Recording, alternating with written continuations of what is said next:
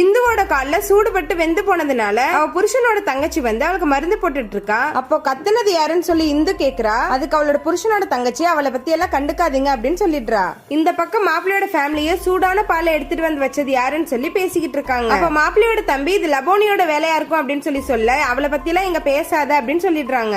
அதே சமயம் அவங்க பெரியம்மா பொண்ணு ஏன் இப்படி சும்மா பண்ணிக்கிட்டே இருக்கான்னு சொல்லிட்டு அவளை சும்மா விடக்கூடாதுன்னு சொல்லி போட்டு அடிக்கிறாங்க. அப்ப மாப்பிள்ளைக்காரன் இவ எவ்வளவு பண்ணாலும் திருந்த மாட்டேங்கிற, அவளை பேசாம ஒரு ரூம்ல போட்டு லாக் பண்ணிடலாம் அப்படின்னு சொல்றான். இவங்க இப்படி பேசினது எல்லாத்தையுமே இந்து ஒட்டி கேட்டுட்டு இருக்கா. அப்ப அந்த வீட்டு வேலைக்காரமா வராங்க. அவங்க கிட்ட அந்த பாலை எடுத்துட்டு வா, என் மெட்டிய காணும் அப்படின்னு சொல்லிட்டு இப்ப அந்த பாலை செக் பண்ணி பாக்குறா. இல்ல வேணும்ட்டே யாரோ இந்த பால் திரிஞ்சு போகணும்னு சொல்லி லெமனை கலந்து விட்டு இருக்காங்க. நம்ம இந்த வீட்டுக்குள்ள வர்றதை யாரோ அபசகுரமா பாக்குறாங்கன்னு சொல்லி அவ யோசிச்சுட்டு இருக்கும்போது அவ தங்கச்சியோட புருஷன் அவளுக்கு ஒரு வாய்ஸ் நோட் அனுப்புறான். அவ அதை ஓபன் பண்ணி கேட்டுட்டு இருக்கும்போது அவளோட புருஷனோட தம்பி அந்த இடத்துக்கு வந்து அதை பாத்துடுறான். இதை அவன் டைரக்டா போய் இந்துவோட புருஷன் கிட்ட சொல்லிடுறான். இதை கேட்டதும் இந்துவோட புருஷன் நேரா இந்து கிட்ட வந்து என்ன இன்னும் அவன் கூட லிங்க்ல இருக்கியா அப்படின்னு சொல்லி கேட்கவும் இந்து ரொம்ப ஹர்ட் ஆகி அங்க இருந்து போயிடுறா. இந்த மாதிரி அபசகுணம் நடந்ததுனால அன்னைக்கு நைட் ஃபர்ஸ்ட் நைட் வைக்காம இந்துவை இப்ப அவளோட புருஷனோட தங்கச்சி கூட தனியா படுக்க வைக்கிறாங்க. அப்ப அவங்க நைட் எல்லாரும் தூங்குனதுக்கு அப்புறம் இவ தனியா எந்திரிச்சு நேரா அவங்க பெரியம்மா பொண்ணு இருக்கிற ரூமுக்கு போறா. இந்து இப்ப அந்த பொண்ணை தட்டி எழுப்புறா. உடனே அந்த பொண்ணு யாரோ அவளை அட்டாக் பண்ண வந்த மாதிரி ரொம்ப பயப்படுறா. இத பார்த்த உடனே அவளுக்கு ஏதோ நடந்திருக்குன்னு சொல்லி இப்ப இந்து யோசிக்கிறா.